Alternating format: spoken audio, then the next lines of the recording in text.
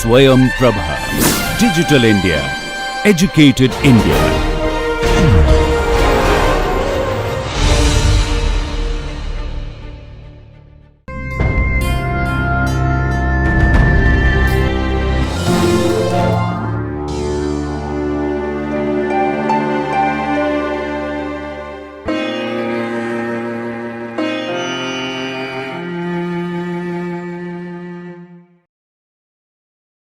Dear students, welcome to this session on Popliteal fossa. I am Dr. Ravichandran Duraiswamy, Professor of Anatomy, Karpagam Faculty of Medical Sciences and Research, Coimbatore. So, let us begin this session with a small case scenario. A 23-year-old student received a severe blow on the posterolateral side of the left knee joint while playing football. Radiograph of the left knee showed fracture of the head and neck of the fibula. The patient was not able to dorsiflex and evert the left foot. So, the clinical diagnosis of this condition is foot drop, which is due to injury to the common peroneal nerve, which is located in the popliteal fossa. So, the contents of popliteal fossa are very important. So, first of all, we will study the anatomy of the popliteal fossa. Now, I am going to talk to you in the following topics: a brief introduction, the boundaries of popliteal fossa, contents of popliteal fossa, description of contents, and the clinical aspects involved in this region. Now, you can see this picture on your left side. This is the thigh, this is the knee joint here, this is the calf and the foot here. Now, the popliteal fossa, by definition, it is a small diamond shaped depression situated behind the lower part of the femur, behind the knee joint and the upper part of the tibia. The fossa is very clearly seen in a flexed knee, and it is homologous to the cubital fossa in the upper limb located in front of the elbow. Now, before going to the boundaries, let us have a small recap on the muscles of the posterior aspect of the lower limb. Now, if you see this picture here, the posterior aspect of the lower limb is divided into the gluteal region, the back of the thigh and the calf region.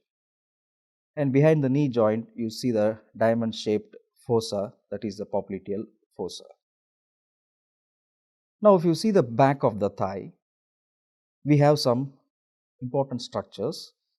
The back of the thigh extends from the lower limit of the gluteal region to the back of the knee. The contents of this region include hamstring muscles, short head of biceps femoris, sciatic nerve, posterior femoral cutaneous nerve, and an anastomotic chain of blood vessels. Now, you look at this picture here. This is the gluteal region. This muscle is called as the gluteus medius. This is the gluteus maximus. On the posterolateral aspect, you see the iliotibial tract, which is the thickened fascia into which the gluteus maximus muscle is attached. The hamstring muscles, which are located in the back of the thigh, they include four muscles. Number one, adductor magnus, particularly the ischial part of the adductor magnus, then biceps femoris, the long head of the biceps femoris, semitendinosus and semimembranosus. So, these are the four muscles which are included in the group of hamstring muscles. Now, let us see the muscles one by one. Here on the medial side, just below the gluteus maximus, you see a muscle. This is the adductor magnus. Then here you can see the semimembranosus muscle. This is the semimembranosus muscle on the medial side. Then here lower down you can see the semitendinosus muscle, and on the lateral side you see the biceps femoris muscle. So, this is the biceps femoris muscle. Now, the hamstring muscles should fulfill some criteria to be called as hamstring muscles. So what are those criteria or features? Number one, all the muscles, they have to take origin from the ischial tuberosity. The muscles should be inserted into one of the long bones of the leg, and all the muscles should be supplied by tibial nerve. They should flex the knee joint and extend the hip joint. So these are the four features based on which we classify them as hamstring muscles. The biceps femoris has got two heads, the short head and long head, of which the long head alone is included in the hamstring group, whereas the short head is not included. That is because the short head is arising from the femur. Similarly, the adductor magnus, we have the ischial part which is coming from the ischial tuberosity, and we have the pubic part. The pubic part is not included. So, the ischial part of the adductor magnus is included in the hamstring group. Now, look at this picture. So, you can see all the muscles which are arising from the ischial tuberosity, and they are inserted either into the tibia or into the fibula, crossing the knee joint. Now, if you see the adductor magnus muscle, it is inserted in the adductor tubercle of the femur here, which is not crossing the knee joint, but still it is included in the hamstring group because the tibial collateral ligament, which is the morphologically degenerated tendon of this muscle, crosses the knee joint and is inserted into the tibia. Now, so what we have so far learnt is the different muscles here, the back of the thigh, the adductor magnus, the semimembranosus, the semitendinosus, and the biceps femoris. Now let us see some of the muscles of the back of the leg.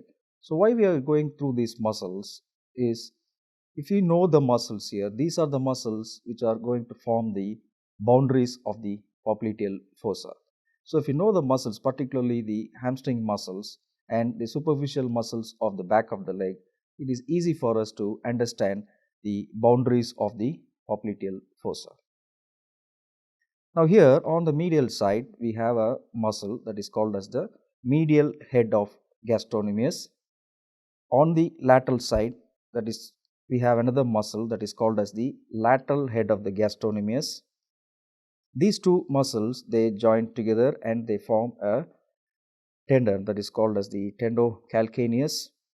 Then above here, very close to the knee joint, posteriorly, we have another muscle that is the plantaris. Then we have another superficial muscle that is called as the soleus. So of these, the main muscles, that is the semimembranosus, semitendinosus, biceps femoris, plantaris, and the medial and lateral heads of gastrocnemius, they are going to form the boundaries of the popliteal fossa because they are closely situated here. Now, just I would like to mention very briefly about the sciatic nerve, because the sciatic nerve is getting divided into two nerves, the tibial nerve and common peroneal nerve, and both of them are contents of the popliteal fossa. So, a brief mention about sciatic nerve. The root value of the sciatic nerve is L4, L5, S1, S2 and S3. It emerges from the lower border of the gluteus maximus muscle. It passes straight down deep to the biceps femoris muscle, and at the superior angle of the popliteal fossa, it divides into its terminal divisions, that is the tibial nerve and common peroneal nerve. Branches in the thigh, it gives rise to some motor branches to hamstring muscles mainly, and it gives rise to the short head of biceps femoris. Now, we will discuss the boundaries of the popliteal fossa. As of now, we know the different muscles in the back of thigh and the calf muscles. So, these are the muscles which are going to form the boundaries of the popliteal fossa. Now, look at this picture. This is the rhomboid shaped fossa that we have put here separately like a diamond shape. Here we have four borders, four corners: the superior-medial border, superior-lateral border, inferior-medial border, and inferior-lateral border. Apart from that, there are there is a roof and a floor. So, the boundaries of the popliteal fossa includes superior-medial border, superior-lateral border, inferior-medial border, inferior-lateral border, and a roof and a floor. Now, we will just look into the four borders, that is the superior-medial, superior-lateral, inferior-medial, and inferior-lateral. The superior-medial is formed by the semi-membranosus muscle and semi-tendinosus muscle. These are the two muscles here. This is the semi-membranosus and this is the semi-tendinosus. The superior lateral boundary is formed by only one muscle, that is the biceps femoris. The inferior lateral boundary is formed by the plantaris muscle and the lateral head of the gastrocnemius, both of which are superficial muscles of the calf. And on the inferior medial side, we have the medial head of the gastrocnemius.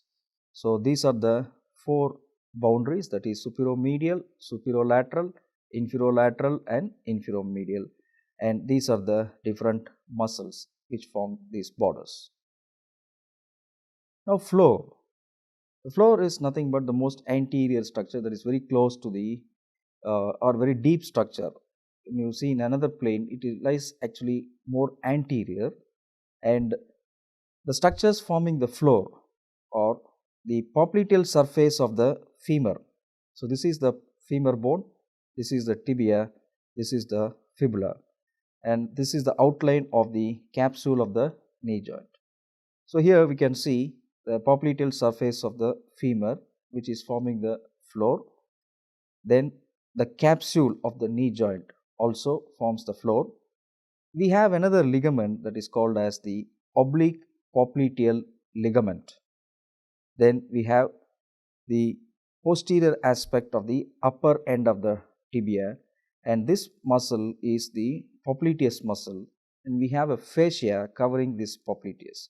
So, these are the structures which are forming the floor, namely popliteal surface of femur, capsule of knee joint, oblique popliteal ligament, posterior aspect of upper end of tibia, and the fascia covering the popliteus. Now, if you see the fossa from a lateral view, here you can see there is a fat pad which is covering the popliteal surface of the femur. In this fat pad, there will be few lymph nodes. They are called as the popliteal lymph nodes. Then this is the capsule of the knee joint, and this is the popliteus muscle and the fascia over it. Now, what is this oblique popliteal ligament? It is an expansion from semi-membranosus muscle. At the level of its insertion, it strengthens the knee joint capsule. The fibers which are arising from the oblique popliteal ligament, they pass upwards and laterally, and they extend from the posterior aspect of medial tibial condyle to the lateral aspect of the intercondylar line of the femur. So, this is the oblique popliteal ligament. So, this ligament is pierced by some structures which are present around here. They are the middle genicular vessels, which is branch of popliteal artery, and middle genicular nerve, which is a branch of the tibial nerve. Also, genicular branches of the posterior division of obturator nerve also pierces the oblique popliteal ligament. Now, the roof. The roof, you can see this picture. This is the outline of the popliteal fossa. We have some structures in the roof. So, the roof is more superficial structure when you see from behind. or it's more posterior, you see from anterior aspect. Okay, so the roof is formed by the skin, which is the most superficial structure, then the superficial fascia, the deep fascia. So these are the structures which form the roof, and in the roof we have about 4 structures present here. So there are 3 cutaneous nerves, they pierce the roof, and we have one vein which is piercing the roof. So these are the 3 cutaneous nerves. Now let us see what are the nerves. You see, this is the posterior cutaneous nerve of thigh, number 1. Number 2, this is the posterior division of the medial cutaneous nerve of thigh. Number 3, this is the peroneal or sural communicating nerve. This is the small saphenous vein. So these are the 4 structures that pierce the roof of the popliteal fossa. Now let us briefly describe these contents. The posterior cutaneous nerve of thigh has got the root value of S1, S2 and S3. This nerve passes vertically downwards almost in the middle of the thigh, and it is found just underneath the deep fascia but is superficial to the long head of the biceps femoris. It pierces the roof of the popliteal fossa and becomes cutaneous, and finally supplies the upper part of the posterior aspect of the leg. Now this is the medial cutaneous nerve of thigh. The root value is L2, L3. It is from the femoral nerve, the anterior division of the femoral nerve in the front of the thigh. It divides into anterior and posterior division. Actually, the posterior division of the medial cutaneous nerve of thigh, this is the posterior division of the medial cutaneous nerve of thigh, that is the one which appears in the roof of the popliteal fossa. It supplies the skin on the medial side of the lower 2/3 of the thigh. The peroneal or sural communicating nerve, this is the peroneal or sural communicating nerve which you see here. Now from above if you trace, this is the sciatic nerve, this is the tibial nerve, this is the common peroneal nerve. The tibial nerve gives rise to a cutaneous nerve that is called as the medial sural cutaneous nerve. Then from here, from the common peroneal nerve, we have the lateral sural cutaneous nerve, and it gives off a small lateral cutaneous nerve of the calf, and then continues as the sural communicating nerve which joins with the sural nerve above the heel. It supplies the skin of the lateral area of the calf. The small saphenous vein begins as a continuation of the lateral end of the dorsal venous arch, supplemented by the lateral marginal vein of the foot. So here we have an arch, this is called as the dorsal venous arch. From the lateral end, another vein, the lateral marginal vein of the foot, it joins the lateral end. Together they form the small saphenous vein or the short saphenous vein. They both run below and behind the lateral malleolus. Then they ascend lateral to the tendocalcaneus, and here it is accompanied by the sural nerve on the lateral side. Reaches the popliteal fossa, lies in the roof of the fossa, then pierces the deep fascia and opens into the popliteal vein.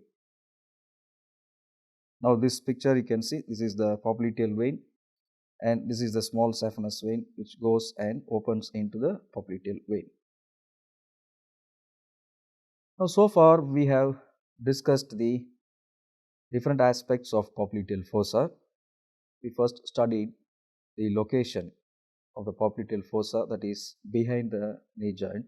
The definition, it is a rhomboid shaped depression situated behind the lower end of the femur, posterior aspect of thigh, upper end of the tibia. Then we discussed the different boundaries, the superomedial, superolateral, infromedial, infrolateral, and the roof and the floor. Now we move on to the contents of the popliteal fossa. Now this picture shows you the different contents, that is the different structures present in the popliteal fossa. We have the tibial nerve, common peroneal nerve. The sciatic nerve we already discussed. At the superior angle of the popliteal fossa, it divides into its terminal branches, that is the tibial nerve and the common peroneal nerve. Then we have a vein, that is the popliteal vein and the tributaries of the popliteal vein. Then the small saphenous vein, which is opening into the popliteal vein. Then the popliteal artery and its branches. So these are the different contents of the popliteal fossa. Apart from these main structures, we have few more structures. The posterior cutaneous nerve of thigh in the roof, which we already studied. Then the genicular branches of the obturator nerve, popliteal lymph nodes, and a pad of fat. So these are the additional structures which are present in the popliteal fossa. Now it's very important to understand the relative position of the contents which are present in the popliteal fossa. The popliteal artery, popliteal vein and tibial nerve travels across the fossa vertically. So this is, you just see this picture here. This is the, let us take this as the outline of the popliteal fossa. Now you see the popliteal artery, popliteal vein and tibial nerve are traveling across the fossa vertically and they are arranged one over the other. The popliteal artery is the deepest. Now you can see this is the, they are running across the fossa vertically. This is the popliteal artery, which is the deepest. Then the popliteal vein is in the middle. You can see this one as, you can take this as a popliteal vein, and the tibial nerve is lying in a more superficial plane. And the common peroneal nerve is crossing the fossa obliquely. It is crossing the fossa obliquely from the superior angle to the lateral angle along the medial border of the biceps femoris muscle. So the relative positions of the contents are very important, because any surgical operative procedures done in this area, you should be clearly aware of the position of these structures.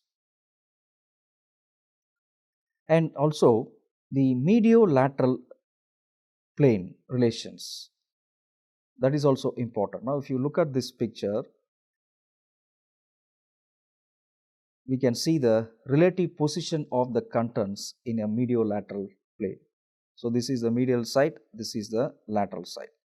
So now I just describe the contents. This is the common peroneal nerve, this is the tibial nerve, this is the popliteal artery, this is the popliteal vein. You can see the artery is lying deepest, then we have the vein, then we have the tibial nerve, and the common peroneal nerve is running along the superolateral aspect. Now if you see the structures in the upper part of the fossa, middle part of the fossa and in the lower part of the fossa, their relations are varying. In the upper part of the fossa, medial to lateral, we have the artery, popliteal vein and the nerve, tibial nerve. So in the upper part of the fossa, the contents are arranged from medial to lateral. The most medial structure is the artery, then the vein and then the nerve. In the central part, the middle part of the fossa, we can see from behind forwards this arrangement: nerve, vein, artery. And in the lower part, again the arrangement is from medial to lateral. Most medial is the nerve, in the middle we have the vein, and in the lateral aspect we have the artery. So this relative position of the contents in the mediolateral plane is also important. Now we will move on to the description of the contents. We will just briefly discuss about each of the contents. First, let us discuss the popliteal artery. The popliteal artery is the continuation of the femoral artery. So this is the femoral artery. It continues as the popliteal artery. It commences at the hiatus magnus at the junction of middle third and lower third of the thigh. It runs downwards and laterally, reaches the lower border of the popliteus muscle. This is the popliteus muscle. It reaches the lower border, then divides into anterior and posterior tibial arteries. The adductor magnus muscle presents a small opening in the lower aspect, and that is called as the hiatus magnus. It is through this opening the femoral artery enters the posterior aspect of the thigh and then continues as the popliteal artery in the popliteal fossa. Now, what are the relations of the popliteal artery?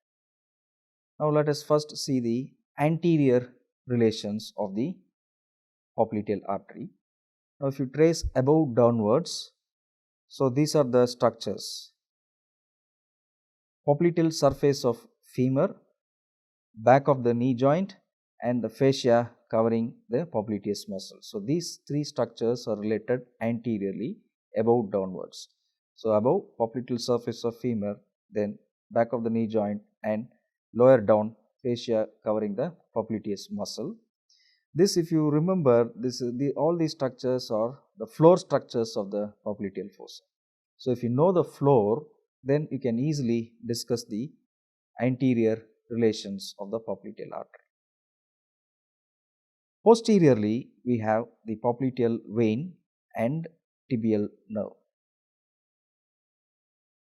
The popliteal vein and tibial nerve, they both cross the artery from lateral to medial side. Now you can see this picture. This is the nerve, this is the vein. These two structures are crossing the artery from lateral to medial as they course downwards. Now again, just to recap the floor, these are the different structures of the floor: the fat over the popliteal surface of femur, the capsule of the knee joint, popliteus muscle, and the fascia covering it. So these are actually the anterior relations of the popliteal artery. Now let us see the medial and lateral relations of the popliteal artery. Now this is the popliteal artery, this is the popliteal vein, and this is the tibial nerve. On the lateral side, we have the biceps femoris muscle, tibial nerve, and popliteal vein in the upper part. Plantaris muscle, which is not seen in this picture, but actually it will appear here. Plantaris and the lateral head of the gastrocnemius are related in the lower part.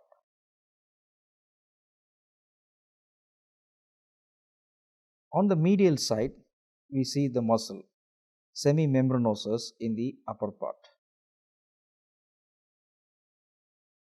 You can see the semimembranosus in the upper part. Then we can see the tibial nerve, popliteal vein, and the medial head of the gastrocnemius in the lower part. So these are the medial relations of the popliteal artery. Now let us see the branches of the popliteal artery. So this is the popliteal artery. It gives rise to three important branches: the muscular branches, cutaneous branches, and genicular branches, which supply the knee joint. The muscular branches are the upper muscular branch and lower muscular branch. The upper muscular branch gives branches to the hamstrings and adductor magnus muscle. The lower muscular branch gives branches to the gastrocnemius, soleus, and plantaris muscle. The cutaneous branches, they arise directly from the artery or from the muscular branches, and the genicular branches which supply the joint, there are 5 branches: 2 superior, 2 inferior, and 1 in the middle. Now you can see this picture. This is the superior medial genicular artery or superior medial genicular artery. This is the superior lateral genicular artery. This is the inferior medial genicular artery. This is the inferior lateral genicular artery, and here you can see the middle genicular artery. The middle genicular artery pierces the oblique popliteal ligament.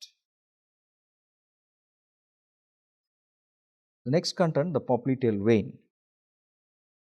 Veins accompanying the anterior and posterior tibial arteries lower down, they join to form the popliteal vein at the lower border of the popliteus muscle. Then it continues as the femoral vein at the hiatus magnus. The popliteal artery enters the back of the thigh through the hiatus magnus. The popliteal vein leaves the back and enters into the anterior aspect, continues as the femoral vein through the same hiatus magnus. Then here the relation with the popliteal artery, in the upper part it is lying posterolateral to the artery.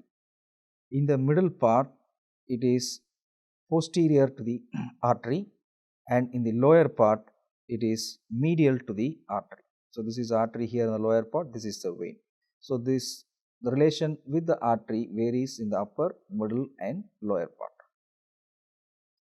The next content is the tibial nerve. This is the tibial nerve. The root value of tibial nerve is L4, L5, S1, S2 and S3. It is one of the larger terminal branches of the sciatic nerve.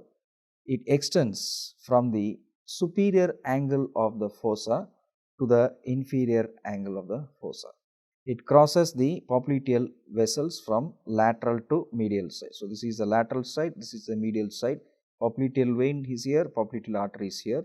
The tibial nerve is crossing as it courses along the popliteal fossa. It crosses the popliteal vessels from the lateral to the medial side, and it lies posterior to the popliteal vein and artery. Here you can see the relation. Now what are the branches? It has genicular branches, cutaneous branch, a muscular branch and terminal branches. The genicular branches, they arise in the upper part of the fossa. So these are the genicular branches: superior medial genicular, middle genicular nerve and inferior medial genicular. Of this, the middle genicular nerve pierces the posterior capsule and supplies structures in the intercondylar notch of the femur. The cutaneous nerve of the tibial nerve is called as the medial sural cutaneous nerve. It originates in the middle of the fossa, leaves the fossa at the inferior angle, joins the lateral sural cutaneous nerve and forms the sural nerve. The area of supply, it supplies skin of lower half of the back of the leg, lateral border of the foot till the tip of the little toe. The muscular branches, they arise in the distal part of the fossa. They supply the gastrocnemius, soleus, plantaris and popliteus. And the terminal branches which are not concerned with the popliteal fossa or the medial and lateral plantar nerves. Now this picture just to show the distribution of the tibial nerve. So this is the tibial nerve. You can see the genicular branches here. These are the muscular branches. You can see most of the muscular branches are arising from the lateral side, except the branch to the medial head of the gastrocnemius, which is arising on the medial side. The nerve to popliteus is a little interesting nerve. I will just briefly discuss the nerve to popliteus. The nerve to the popliteus crosses the popliteal artery. It winds round the lower border of the popliteus, then supplies the muscle from its anterior surface. So actually it is running on the posterior aspect of the popliteus, then goes to the distal aspect of the popliteus muscle, winds around its lower border and then comes to its anterior surface and supplies the muscle. So that's the interesting part there. And apart from that, it also supplies the tibialis posterior and the tibiofibular joints. The medial side of the nerve is the safe side to operate. This is because all the muscular branches, namely to the lateral head of gastrocnemius, soleus and plantaris, they all arise from the lateral aspect. only one muscular branch, that is the branch, the medial head of gastrocnemius, is arising from the medial side.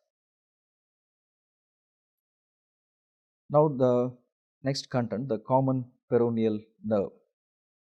The root value of common peroneal nerve is L4, L5, S1 and S2.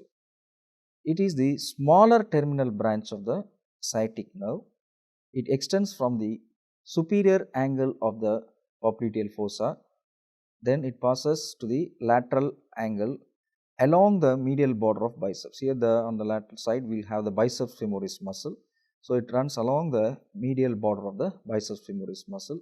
Then it winds around the neck of the fibula, then pierces peroneus longus muscle and divides into superficial and deep peroneal nerves.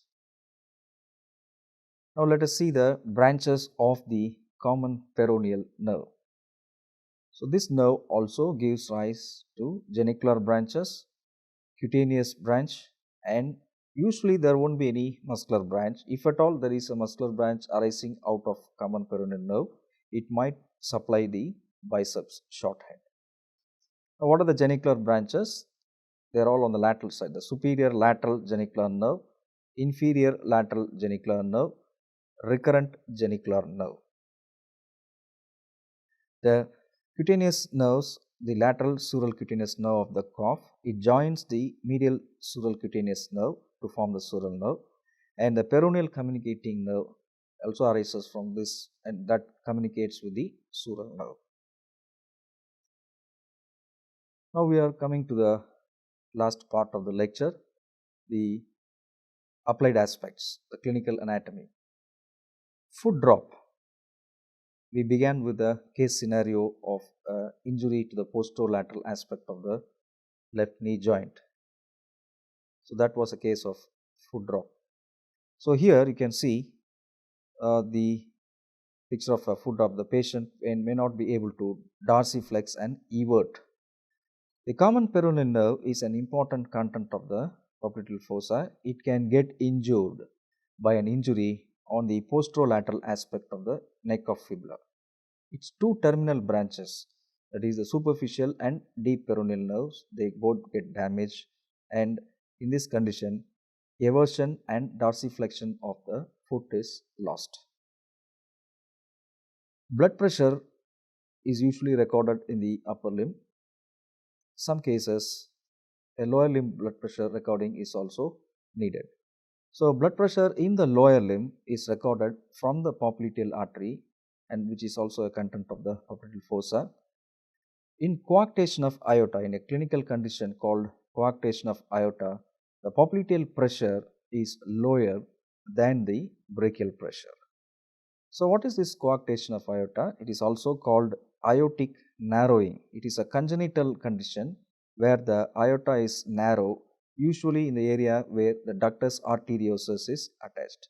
So this condition will be associated with difficulty in breathing, poor appetite, failure to thrive, and sometimes the narrowing is very severe. There will be a arterial hypertension in the arms, whereas a low blood pressure in the lower limbs. You can see the popliteal artery is very much bulged like this. So this is called as the popliteal artery aneurysm. Aneurysm is the enlargement of any artery which is caused because of weakness of the vessel wall. So popliteal artery aneurysm presents as a pulsatile swelling in the popliteal fossa. Usually it is asymptomatic, but sometimes the rupture may cause bleeding, and that leads to shock. Tibial nerve can be injured. Damage to tibial nerve causes motor and sensory loss. The motor loss results in paralysis of muscles of calf and intrinsic muscles of the sole. The sensory loss results in loss of sensation in the sole of the foot, plantar aspect of digits, and the dorsal nail beds. The lymph nodes, which we saw in the popliteal fossa, they can be enlarged. That's called as the popliteal lymphadenopathy. There are about 6 to 7 small lymph nodes present in the popliteal fossa. The popliteal lymph nodes, they are lying along the course of the short saphenous vein. They get enlarged in infections on the lateral side of the foot because that is the drainage area of this popliteal lymph nodes. The popliteal artery entrapment syndrome is symptomatic compression or occlusion of the popliteal artery due to a developmentally abnormal positioning of the popliteal artery in relation to the medial head of gastrocnemius. It is associated with intermittent claudication. So, claudication refers to pain, discomfort, numbness in legs during walking, and thrombus formation associated. This popliteal artery entrapment syndrome is associated with intermittent claudication and thrombus formation. Sometimes this thrombus can get dislodged and travel as an embolus. Popliteal artery narrowing or occlusion. Constant pulsation of the popliteal artery against the unyielding tendon of the adductor magnus muscle results in pathological changes in the vessel wall. This leads to narrowing and occlusion of the artery. Sudden occlusion may cause loss of blood supply below the knee, leading to gangrene. Baker's cyst, or usually sometimes it is called as popliteal cyst. Now this is the knee joint. What is this Baker's cyst? It is a fluid filled cyst causing a bulge in the popliteal fossa. It usually occurs due to arthritis or a cartilage tear. This condition is associated with pain in the knee and difficulty in flexing the knee joint. In summary, what did we learn today? We just started off with a case scenario of foot drop. Then we had a brief introduction on the back of the thigh, muscles of the back of the hamstrings, then the calf muscles. Then we discussed the boundaries of the popliteal fossa, the contents of the popliteal fossa, description of the contents, and finally we discussed the clinical anatomy. And that brings us to the end of the topic. Thank you.